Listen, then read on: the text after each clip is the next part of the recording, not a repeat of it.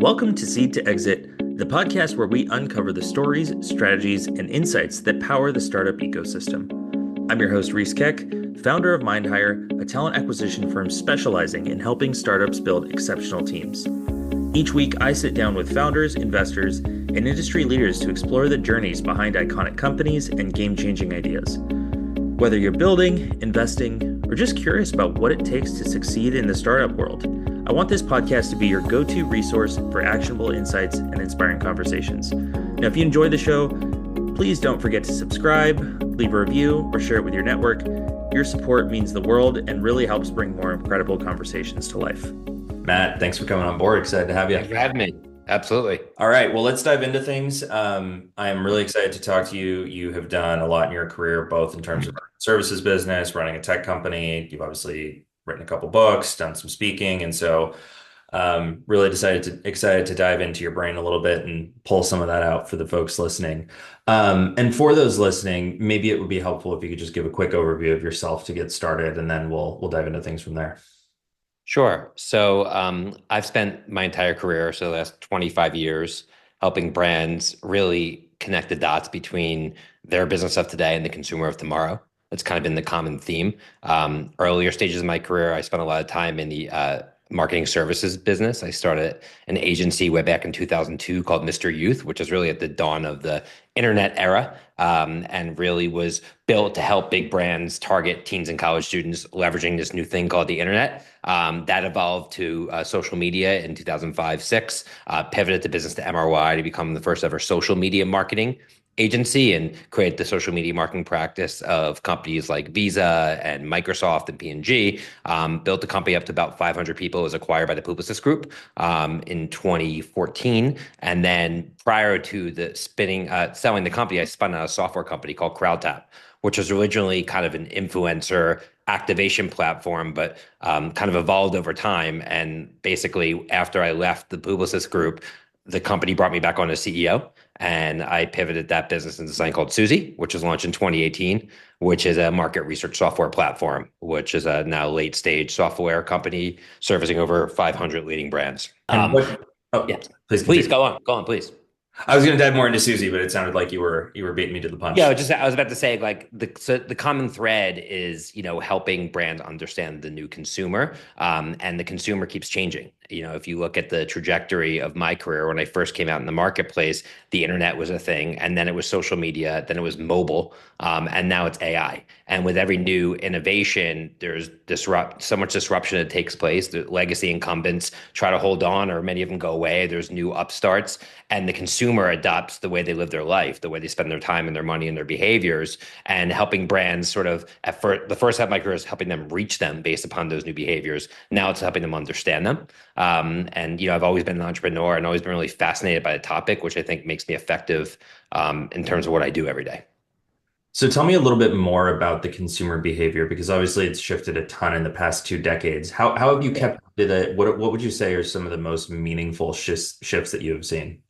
Well, I mean, the shifts are all driven by largely societal and technological changes. On the technological side, I mentioned the big ones. It's the internet, it was social media, it was the mobile device, and now it's AI. That's going to have a huge impact into how consumers and individuals communicate with one another. If you look at, the internet, and you look at mobile, how many families are created because of something like Tinder, right? You look at how much wealth is being created by cryptocurrency or, new jobs and new industries that were spawned by these new technologies. So it really changes consumers in every single way. I think some overarching trends that go across all those is that younger people now are dictating the future of business culture and society. So if you look at a pre-social media age, the music people listened to, the styles that they adorned, the way they live their life was really driven by the boardroom. It was driven by companies that could dictate, the popular discourse because they controlled the airwaves, they controlled the radio. Clear Channel basically could make an artist a hit or a flop because they controlled most of the radio stations. Same with the big 3 TV stations. So young people didn't really have a voice. And now it's completely flipped, where brands and the boardroom, frankly, is in barely any control at all. It's really about what the consumer wants. So, and that's really why I start Suzy, is that the way business is done now and the way culture is formed is no longer from the people that, that work their way up to the corporate ladder. It's from the people that have a phone and that share content and have a voice. And that's a sea change in the way that every company should go to market. What are businesses underestimating today when it comes to thinking about younger audiences? Well, I think they underestimate their broader influence among people of all ages. So if you look at like Coachella, you'll see a 50-year-old there and it won't look strange. But if my dad, when he was 50, was at Coachella, he'd be wearing a suit and tie and people would be like, why is he here? Right. And the reason that a 50-year-old can be at Coachella now, right, and Mark Zuckerberg can kind of go through his, fashion transformation the way he is and people look at it as cool, is that older people are now in touch with what younger people are doing because of Instagram, because of social media. So because of that, they feel like it gives them license to live younger later in life. And Mm. because of that, you have people with a bigger, disposable income that are living younger later in life. They're going to Coachella, they're wearing Air Jordans to work, right? They're buying fashion that they normally wouldn't. They're traveling. People are having starting families later in life. The average age that of a first time mother in the U.S. is now 10 years older than it was 3 decades ago. That means Really? it's 10 more years of people going out to bars, to basically going out to brunch in the morning versus buying diapers for the kids and doing all these things. So that changes the way that people spend. So I think, and so if people with bigger kind of disposable income are acting younger later in life, well, then who dictates what acting younger means has more power, right? And that's why I wrote my book, Youth Nation, which I can read back here. It's about young people kind of dictating culture. And I think that's probably the one thing that I think a lot of brands overlook because they look at the spending power of young people as an inhibitor to really focusing on them. But it's not, you're marketing not to them, but you're marketing through them, if that makes sense. And I think it's lost on a lot of brands. Very interesting. When you were writing Youth Nation, what did your research process look like? How did that all come together?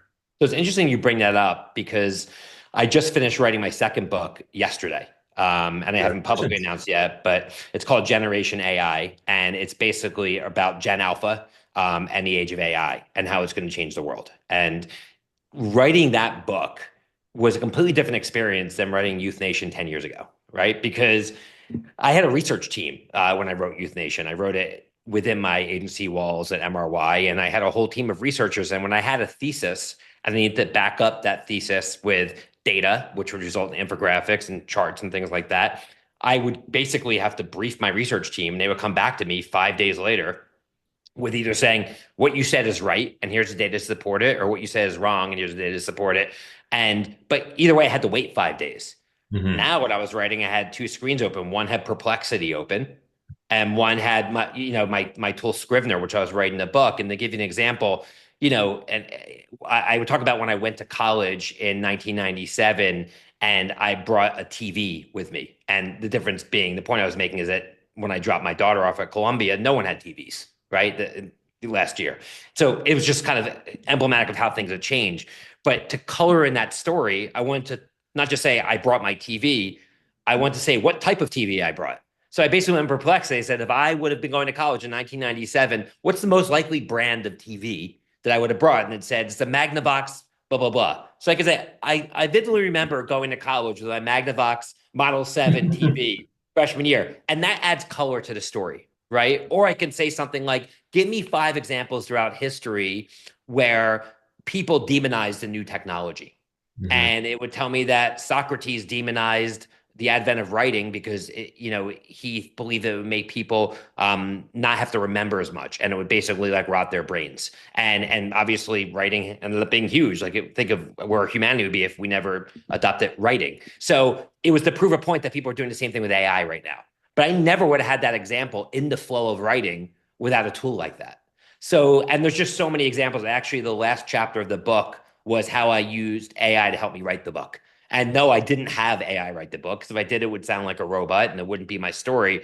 But it allowed me to write it so much more fluently. And frankly, I think it's going to be a much better product as a result. Well, I'm excited to read it. Yeah, free copy for you. All right, I will It give you doesn't my come out till podcast May after of the next show. year, which is another Okay. challenge because I'm writing a book here in November. It doesn't come out for 6 months. And, in AI, that's like, three lifetimes. So the Hmm. things I'm talking about is innovative today. That's the concern about writing a book, but I'm using it more as a platform. Totally makes sense. Any interesting findings you can share prior to the release of the book that we can look forward to? Well, I mean, I explore all corners of society. So I explore healthcare, I explore parenting, education is a huge piece I explore, commerce, media, the financial world, how people spend their money. Like one insight I came to, which makes sense when you say it, but it was something I hadn't formulated, is the relationship with money that Gen Z has versus baby boomers is the polar opposite. So, you look at baby boomers. So, what, my father passed away a couple years ago. When he did, I was shocked with how much wealth he accumulated relative to how he lived. Right? He lived like he didn't really have a lot of money, and he did relative to what I thought. Right? He's not a gazillionaire, but I was like, wow. And it was shocking because I was thinking, like, why did he live the way he did? Like, why didn't he go on an extra vacation or actually do more? And as I did research for the book, what I found is baby boomers grew up with parents who went through World War II and the Great Depression, and their relationship with money was one of scarcity, and they passed that down to their kids, so their brains are hardwired that way. And then if you look at Gen Z, Gen Z, what happened when we had all the fiscal stimulus during COVID? Meme stocks, NFTs, cryptocurrency, collectibles. Like it was the polar opposite. It's a relationship of risk.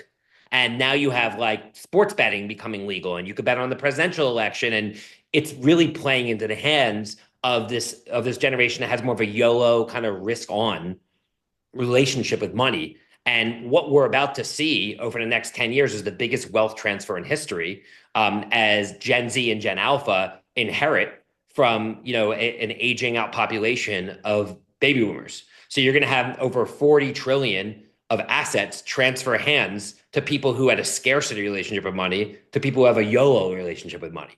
So what is that going to do to the economy? And we're already kind of seeing it start to happen. Like credit card debt passed $1 trillion for the first time ever. Savings as a percentage of household incomes at the lowest level that we've ever seen.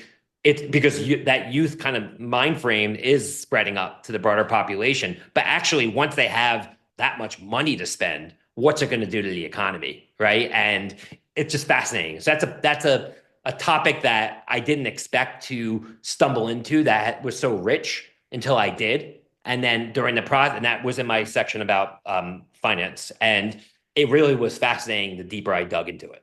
It's really interesting that you say that because there's something I read a couple of years ago and I couldn't tell you where it was from. It might have been on Reddit or something, but it was the overall message is something that really resonated with me. And it was talking about crypto investing since you mentioned the meme stocks. And it was also about the younger generation's relationship with money, Yeah. basically saying that things in general have become so expensive. There is so much wealth inequality. We're having to pay, on a per capita GDP basis, a far bigger percentage of our income for Yeah. rent than our parents did. Sure. So we almost have to take that YOLO because the only way that we think we're going to be able to have a shot is by striking it big. Did you Right. see that in your research at all? Does that Well, make sense to with you? risk comes reward, Right, right? exactly. So that's why, Robinhood, like, has taken off, right? And they push options trading. And when Robinhood first came out, everyone's like, oh, no, it's not a gambling site, it's investing. Yet you were able to now use Robinhood to bet on who would win the presidential election that just happened. So they kind of just proved the point, right? That it is about risk. It's not like Fidelity, right? So Exactly. there's a payoff to risk on, right? And the payoff to risk on is a quick reward, right? It's instant. And that's why, I want to be an influencer and be a millionaire. Like the notion of patience and hard work, which is also embedded in baby boomers because their parents had that, is not really the case right now. But that's not a great thing, right? Because more often than not, risk doesn't pay off. When you make that big parlay bet on FanDuel, you're not going to win. But you see in social media, the only people who post big bets are the ones that were won. But Yep. nobody wins in gambling, right? And same with options trading, and same with influencers and all these things. People compare themselves to other people's highlight reels, which Mhm. drives that YOLO mentality. But we're also seeing the kind of downside of that, which is depression and addiction that's hitting our younger population like we've never seen before. We're seeing a loneliness epidemic that's occurring. And more males are living at home at age 30 than ever before. And it's a tough thing for our country. And that's why you see this polarized, politicized political environment, right? Because when people are lonely, they want to gravitate towards something. So they'll gravitate towards a cult mentality, and that's when you have, these extremist groups and bad things happen, and you can kind of see it all happening. So I'm definitely worried for our country as a result of this. I think that the risk on appetite with capital is a symptom versus the cause, and I think and the cause is ultimately people feeling disenfranchised and wanting a quick way out, and Yep. they assimilate a quick way out with a quick hit of dopamine or money, and that's what's driving their behavior. Yeah, yeah, that makes sense.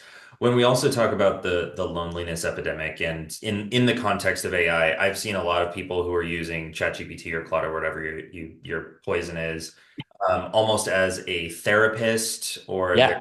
they're fine tuning it for Yep. areas to make it almost like a quasi type of therapist.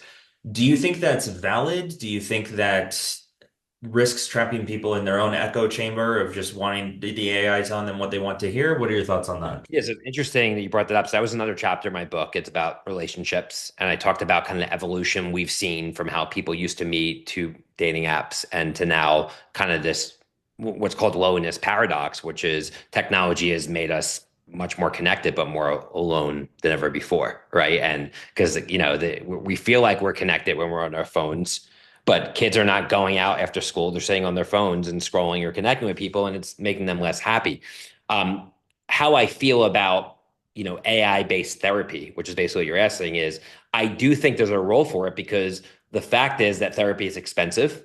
That what healthcare covers is not as wide ranging as it used to be, right? And a lot of times people are embarrassed for things that they're going through, and they keep it inside. And then we both know that creates depression, that creates suicide, it creates bad things. So if serious companies can create solutions that are AI based, yes, I think that it can yield great results. But the problem is, and we just saw this happen with that company Character AI, where allegedly somebody, was talking to a chatbot on, a startup, and the chatbot told him allegedly to kill himself, and he killed himself. And, that wasn't the purpose of that platform. Right. So it's a lot of it. And I wrote about this in my parenting section on the book. And this is actually the first time I'm talking about the book publicly. So it's a good primer for me. But that's something parents have to address because Gen Alpha is going to be the first generation to grow up with AI in a household. So they're never going to know a world where AI didn't exist. Just like Gen Z never knew a world where the iPhone didn't exist. Millennials never knew a world where the internet didn't exist, right? I was born for all those things. And based upon your upbringing, it wires your brain into a new reality. And when parents don't have that same reality, there becomes a generational divide in the household that can create a rift of understanding. And and now the good news for Gen Alpha is their parents are predominantly going to be millennials who at least are digitally savvy, where Gen Z's parents were Gen Xers who weren't as digitally savvy. So that divide really existed. So it'll be interesting to see how it plays out. So I think everything with AI is going to have positive and negatives. Just like social media, caused wars and it created reunions of long lost family members, right? And that's just the reality, but it doesn't matter because it's going to stop for no one. Yep, absolutely. When we go back to the discussion around brands a little bit, um, how do Gen Z, and I don't know if you did the research on Gen Alpha yet, how do they generally differ in what their expectations of brands are? And how do you think businesses can adapt to that? Yeah. Well, the oldest Gen Alpha is just turning 15, and you can't really collect data because of the Children's Online Privacy Act with people who are under 14. So it is challenging still to get, data like that from Gen Alpha. But I don't see there being that big of a change between a 17-year-old and a 15-year-old. Brands are changing because if you look at the most prolific brands that we have in America, right? It's Nike, it's Starbucks, it's Hershey's, it's Tide, right? It's Gillette, it's these brands, all of which were built in the golden age of television, where those brands were built based upon having a big checkbook and essentially forcing your brand message down people's throats. And all the taglines that we know are from an era where we were watching, television, live television, and we had to watch it. Where now, the last bastion of live television, which is sports, is going away. Then there's news, but even news is now more accessible. So broadcast television is slowly going away. And with it comes that mass, brand building tool that also is going to wither away. And in its wake, you're seeing new upstarts. So Nike's really struggling, right? Because you have On Running and these other companies, because the kids that are buying sneakers, yes, so you have the sneakerhead population, but they're open to other brands because Nike didn't get to reinforce their brand message during these kids' upbringing because they didn't watch TV. Yep. So I do think that these big brands that were built in a different era are going to have a increasingly challenging time of maintaining brand as moat, especially when the barriers to entry to do anything are so low. To create a website, to build software, to manufacture a product, to ship product, now anybody can sell anything instantly, right? And I do believe the new brands are people. I think people are brands and brands are people. And you saw Mr. Beast had 10,000 people show up to his burger shop in New Jersey when he opened it because he commanded that. I don't know if McDonald's or Burger King would be able to get 10,000 people to go to any one location, unless they had Taylor Swift perform there or something, right? And that's a big thing. So I think the new brands are individuals, and the reason the new brands are individuals is that Gen Z grew up with the iPhone in the house. And so when they're staring at the iPhone, they're staring at content, but they're staring at content not from big media organizations, they're staring at content from other people, right? That's just where their eyeballs are. And because of that, those are the brands that matter, the creators. And those are the people who are, I think, going to create the next big, crop of brands, just like the old world was around TV and television advertising. And I think that's why it's shifting that direction. It's about the medium. Right. Well, and it's like I have a TikTok and I scroll more than I'm going to admit on here. And you're right. It's not brands at all. I mean, there are a couple It's of not even friends anymore.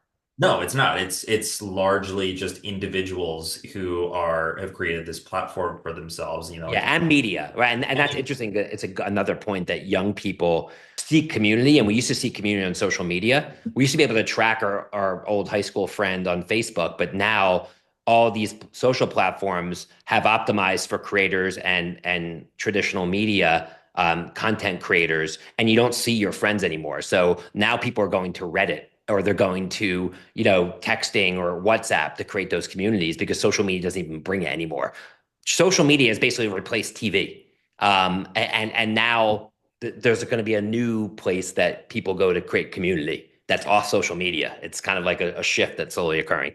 so really the message is that, brands are going to be probably made up more of people, but then and really that just makes it more People accessible. will create the brands. Yeah. Was a create the brand because you as an individual person, you don't need to have anywhere near the marketing budget that a Nike has, right? So then what is the key to building a brand as a person or as an influencer on? Sure. I mean, and it could be a brand like, Logan Paul, right? Or it can be a brand like me, or it can be a brand like somebody who is a dentist, right? Like it doesn't matter, right? We're all brands. Brands are what people say about you when you're not in the room. Brands equal reputation. So if people are brands, what your brand is your reputation, right? It's what people know you as. And your ability, first of all, to know what you want your reputation to be, i.e., who you are, and what makes you unique and special is number one, right? So it's like, what do we do uniquely? I can tell from talking to you, you're a great listener, you're very introspective, you have a good view of the world. Like that's part of what makes you unique, right? And we all have to figure out what that is. After we figured out what it is, we have to commit to sharing that on a consistent basis and doing it in a way where we don't feel like it has to be scripted because people don't want scripted content. That's why they're going to people and not watching traditional TV anymore, right? So we have to be comfortable doing that and pushing ourselves out there in an authentic way. Like if you look at like I wrote about him in my book, KB Lame, I think that's how you pronounce it. It's 160 million followers on TikTok and he doesn't have any special talent. It was all about him being authentic. Isn't that And the guy who does the yeah, motion? yeah, Yeah. yeah. And he's created a great career for himself just by doing the basics. the reality is the reason most people don't and won't do this is because of insecurity. It's like, I'm not going to get enough likes. People aren't going to like me. I don't like that pimple on my face. And in this new world, it's the only way really to stand out. And I think in a world where a lot of work is being increasingly commoditized and automated with AI, your personal brand becomes a moat, right? And listen, I should be creating 10 times much content, and I just don't have time for it. And sometimes I have the insecurity block like we all do, right? It's not perfect, blah, blah, blah. But I think it's ultimately about authenticity and knowing what makes you unique. And obviously, if you're the best freestyle rapper in the world, you're going to get a lot more engagement than somebody who knits blankets. But that's okay, right? I mean, if you knit blankets, you could start a blanket knitting business. But and you attach your name to the brand. And we see it throughout history. Like I watched the documentary on Martha Stewart, right? Like she was the original influencer and she created a brand. And there's Oprah and there's Dr. Dre with Beats headphones and there's Ryan Reynolds with Aviator Gin. I mean, the list goes on and on. And I just think that all the next great brands, or most of them, are going to be created by people, because I think that creating great products is going to become increasingly commoditized just because of the automation and technology that's out there. That we can all create great stuff, but why would I buy your thing versus someone else? Because I believe and I have a relationship with the person that is pushing it to me, right? Which is why podcasts are great as well. Absolutely. Yeah. Yeah, And I mean, it's funny you touch on the insecurity thing. I think I hate the sound of my own voice. I think probably 99% of people too. I think you have a great voice. Oh, well, thank you. I hardly listen to my own podcast because I can't Right. stop listening to myself. But I get it. But I think the other thing too, that I would say the other thing that the vast majority of people miss out on is just consistency, right? Like Yes. they release 1 to 5 podcast episodes. They post 1 to 5 times on social media, and maybe it doesn't get the traction that they thought it And they would. stop. It's And they like stop. exercise. It's like Exactly. exercise. Yep. You go to the gym January 1st through 5th, new year, new me, and then you just life gets away and you stop. And that's just kind of the way it is with almost everything in life. It's the same way it is with AI. It's like so many people I talk to, like, oh, I use ChatGPT a little bit, and I'm like, that's not AI. That's just retail entry level. If you really want to understand it, you have to go deep. You have to do research. You have to know what you're trying to solve for. I wrote about that in my book too, and I think that's it. So I think most of the important things, you're right, is about perseverance and just sticking to it. Just like running a business. Like I could have given up so many times in the early days of Suzy. And how many times when I was first trying to sell a license where, it was the 20th email or 20th call that got me the business. And if I would have quit on number 19, I wouldn't have, and I might not be here today. Yep. Well, it's funny you say about the improper use of search engine or of ChatGPT or other AI, 'cause I feel like most people use it as a search engine, but that's a different Yeah. conversation. Yep. Um, and I want to get a little bit more into the origins and kind of growth of Suzy in a minute, Yeah. but you mentioned since we were talking about the consistency part, any tips other than just buckling down and doing it to ensure that you can consistently do the same thing every day, whether that Well, I be think first of all, content? now it's definitely easier than ever before because of AI, because you can put in anything you've created in the past and say, here's my voice, here's everything I've created in the past. Give me a content calendar for the next. Like I think if everyone just did that, give me a content calendar for the next 3 months of exactly the topic I should post about and why, based upon obviously unique information. So like most people would just say, what should I post? And it doesn't know you. So it's going to be generic. It's garbage in, garbage out. But if the more you have, right? Like, so I basically use my transcripts from my podcast and I load it into a model and I say, what should my next topics be? Because it reads it. So the more content you have, the better you can create more content of, right? Because that's what AI can do. It extract more and more and more.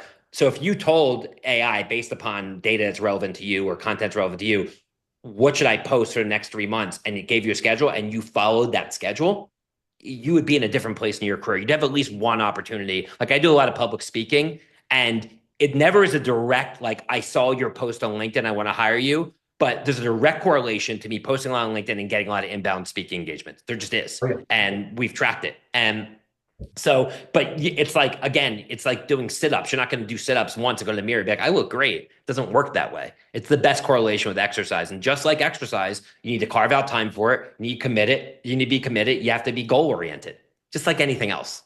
And it's the epitome of something that is important, but not urgent. So basically, our brains are wired to go on whatever's the most urgent thing is. Respond to that text, respond to that email, and posting content is never something that's urgent. It's always just something that's important. So I think, and exercise is the same thing, right? And that's why a lot of people don't do it. Like you want to eat because your body's telling you I'm hungry. So that becomes urgent. But your body's never telling you I need to exercise right now. So you just don't do it.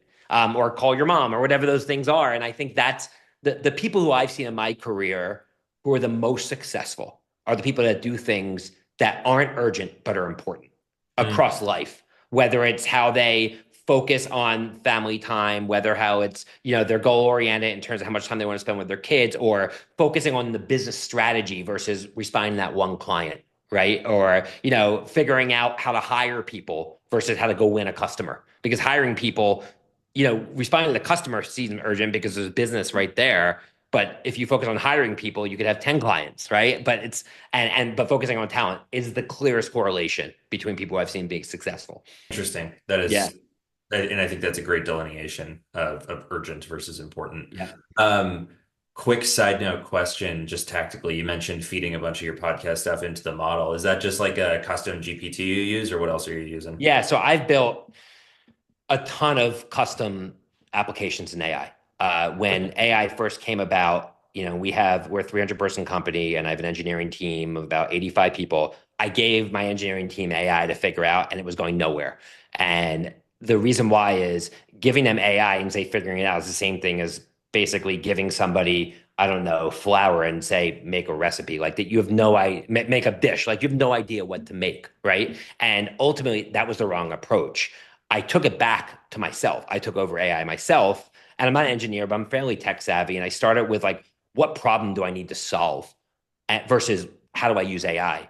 And I made the decision that before I solved anything for the business, I was going to solve something for myself personally, because in doing so, I'd be more motivated to solve it. And going through that process would teach me about AI. And I'm turning 50 next year. I have young children. So I made a decision. I want to keep myself alive. And that's what I want AI to help me do.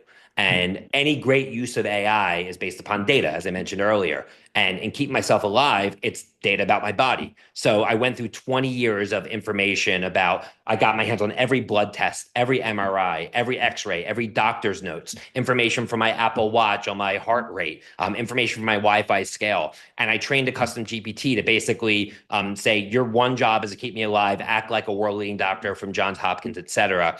And I start to ask it questions like, if I was going to die 5 years from now, 10 years from now, 15 years from now, based upon what what's the most likely cause?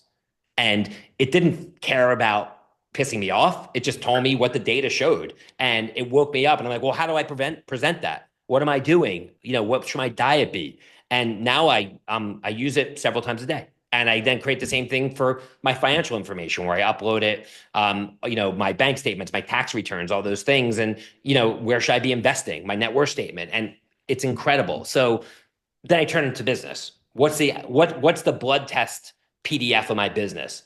And we use a tool called Zoom. I mean, not Zoom, Gong, which basically it sits on top of Zoom, which basically records every call. And our company has been remote since the pandemic. And as it turned out, we had access to over 20,000 hours of call transcripts from customers and prospects. So I got my hands on those 20,000 hours of transcripts, and I fed that into a model. And it changed our entire business, because from that, we could understand what companies like about Suzy, what they don't, what competitors they use, why not. I overlaid customer revenue data. So, if a customer jumped in revenue, tell me what was the correlation in the last 6 months of everything that was said during that call. What did the salesperson say? What did the customer say? Well, that equals good. You want more of that. You need less of this. It helped us come up with an SEO strategy, a customer segmentation strategy. So we built all these automations on top of that data. And now our whole business runs on that data, because that's the source of truth. That's the voice of our customers in the wild. So from that whole journey, starting with the health bot all the way through, now I feel like I am more knowledgeable about AI than 99.99% of people out there. And I can build anything, and I'm not even an engineer. And I'll see people on stage talk about AI, but they've never done any of this stuff, right? They just gone on ChatGPT and talking about what it could do. And that's kind of the difference. I often give the analogy of, like people go to a national park like Yosemite, right? And 90% of people just go to the gift shop and they go behind the gift shop and take a selfie because of the waterfall in the background, right? 9% of people go down the steps to the trail that's paved and walk around the lake. And then 1% go deep into the woods and really experience the natural beauty of the park. And they sleep outside and they see the stars and they get the peace and solitude that it was meant for. The same thing exists with AI. 90% of people will just go on ChatGPT and do a couple things. Maybe another 9% will really think about it and reprompt and do things. And then 1% will do what I do and actually build applications that are scalable. And it's going to be those 1% of people that are going to be the people that are going to be on the right side of this innovation because they're going to be able to do the work of 99 other people. Yep. And that's kind of where I think it's all headed. No, that's fascinating. And I've done some similar things. I mean, even for the podcast, I've trained it in my voice. I have fed it some transcripts. Yeah, I did that too. I'm a little Yeah. late on it, so I probably got to feed it some updated ones, but that's incredibly helpful. The And big I question is what you're going to do with the transcripts, right? And it's like right. how you're going to leverage it. Ultimately, I think the biggest thing about AI is it's less about how to solve the problem, and it's more about understanding, in terms of people's success, what problem needs to be solved. Yes. Because data analysis and a lot of these things can now be done by AI, but you have to figure out what problem you want AI to solve for you. So people have to become more strategists and less tacticians, because and a lot of people who are very tactician oriented are the people that are going to be losing their jobs because they're going to be automated out of a job.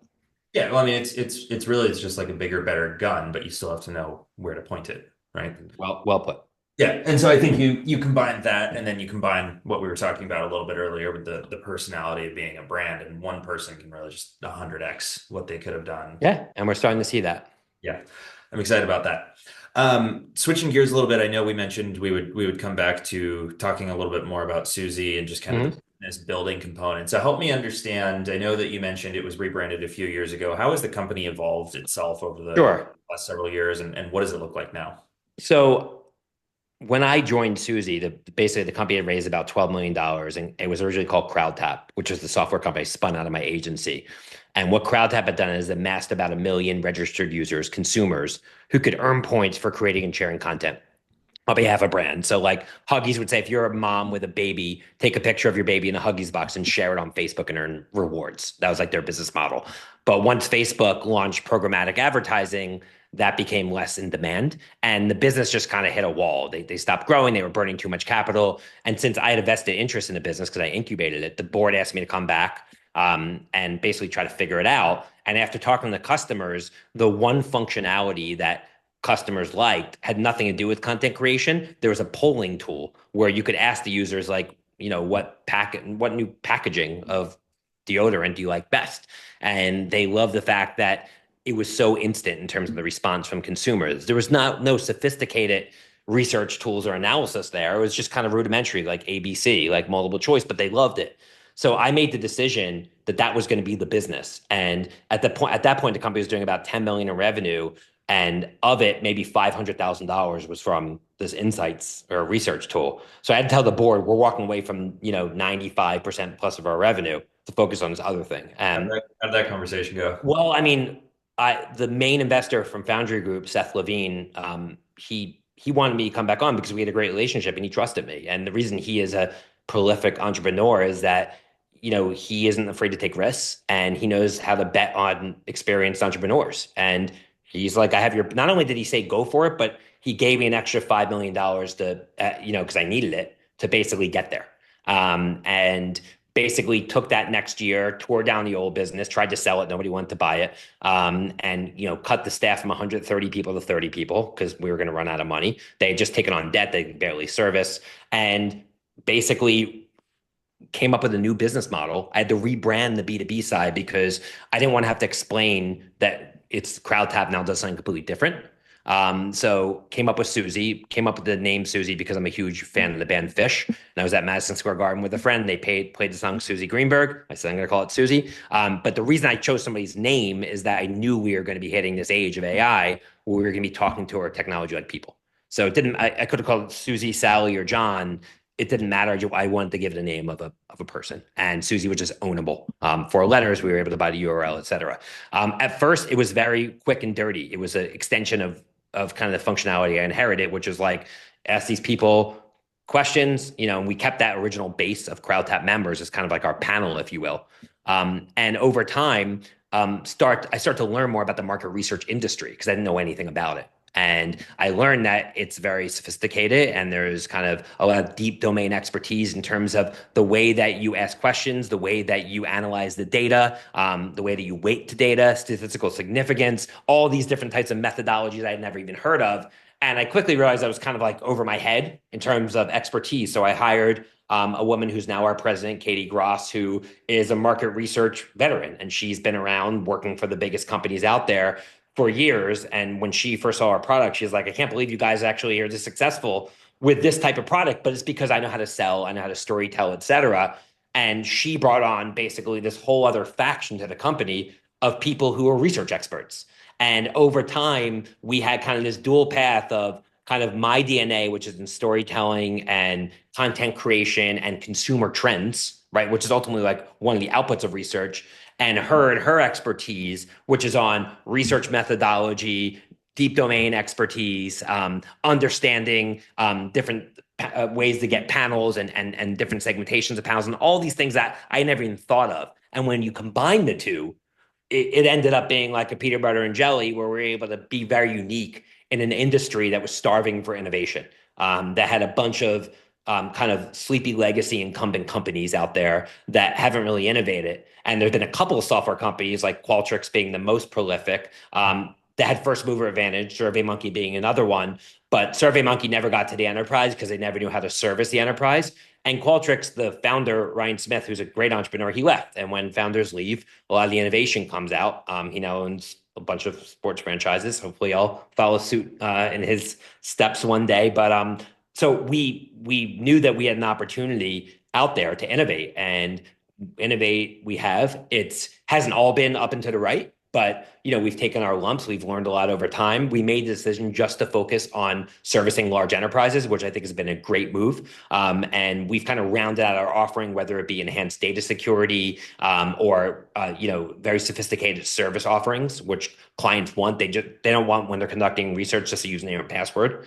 Leaning into consumer trends and things I do well, to really build a differentiated brand. So we're nearing 100 million in annual recurring revenue, which is a big number. I think it's 0.001% of software companies get there.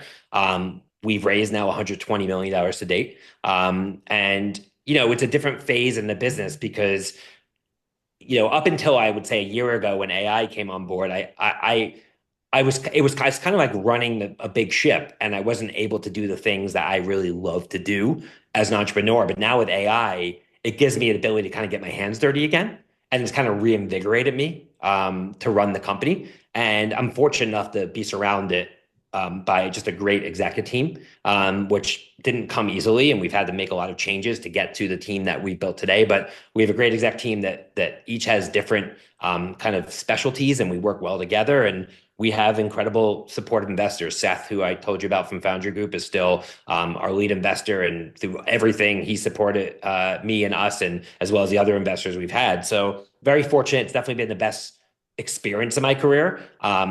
Obviously, we're in a very tenuous time running a SaaS company based upon the disruption that AI will bestow on our industry and our company, which is like, it's like innovate it or disrupt or be disrupted sort of thing, if you will. And that's why it's like such a sense of urgency for me too, to really be, because we're in a position where we're small enough that we can move fast, but we're big enough that we work with a third of the Fortune 100. So right. We're in a really good spot. There's a lot of new startups coming up every day, but it's going to take them 2 years to get an MSA with a big leading advertiser, and we're already there. So we have a head start, but we can't rest on our laurels, or else one day we'll be the sleepy legacy incumbent, right? And that's kind of where we're at from a business standpoint. Cool. We'll love that. I mean, congrats on all the success and everything that you've done to get so far. Final question for you. What are some of the key lessons or guiding principles that you've followed along the way to get you to where you're at? I think you always have to be reinventing yourself, both in terms of your business and you as a person. So I don't know if you saw, like, Beyonce was just in a TV commercial for a jeans company, and it was like country themed. And But it's like, what does Beyonce have to do with country? Well, she's reinventing herself, right? She's exploring new parts of music and her persona and how she feels, and it's going to keep her relevant. And I think you have to do that as an individual, right? And you have to continually be curious. I had Mr. Youth, which was focused on reaching young people, but then social media came out and I rebranded it as MRY because we wanted to be a social media company. And then I went to do a software company. And that's what reinventing yourself looks like. I think there's a big risk of being complacent and doing the same thing, and a company that keeps doing the same thing. And then quickly you look back in the last 20 years, you're like, what have I accomplished besides forwarding emails and joining meetings, right? So I think you have to reinvent your business and yourself constantly based upon how fast things are moving. And that's not easy to do because we're creatures of habit. I think people always underestimate the value of a network, of their personal network. And just like it's harder to meet close friends later in life, it's harder to form your business network later in life. When you're young, you should be going to every single event, every single corporate gathering, every single group that you can possibly join, because you never know. Like, I made the mistake where I would go to a conference when I was in my 20s. If somebody had like a nonprofit badge, I would like not sit next to him or her, and I would like be a heat-seeking missile to the person that had Nike on their badge. But like, you never know if the person with Nike is decision-making power, and the nonprofit person could be the CMO of Procter & Gamble in 5 years. So you also have to have a long-term purview. It goes back to important but not urgent, and build relationships with as many people as possible, not based upon like a transactional approach of what can they do for me today, but just if they look intelligent and smart and they have something interesting to say, talk to them. And then most importantly, mine that relationship over time, find ways to add value. When I started Suzy, I got a couple clients off the bat, and the only reason they became clients is that they were people who knew and trusted me. And if I didn't have those people to call on, well, then I wouldn't have gotten the business off the ground because I don't know anything about research and the tool wasn't even that great, right? So if you're changing jobs, if you're going through something in your career, if you want to get your kid an internship one day, your network is all that matters, personally and professionally. But I think a lot of people overlook building a long-term professional network because they're focused, again, on the urgent contact of the moment. And they lose touch with the people that can't help them in that moment, but over a long term are most likely to be able to help them. I love that. I agree with that in every aspect. And I think that's some incredible wisdom. So, Matt, really appreciate your time. Thank you so much for coming on. Been great. Thank you. Thank you for tuning in to this episode of Seed to Exit. I hope you found today's conversation insightful and valuable. If you enjoyed the episode, please take a moment to subscribe, leave a review, and share it with your network. Your support means the world, helps us continue to grow, and bring more incredible guests onto the show. Now, for more content and updates, follow me on LinkedIn or Twitter, or you can check out MindHire, where we help startups build exceptional teams. Thanks again for listening, and I'll see you in the next episode of Seed to Exit.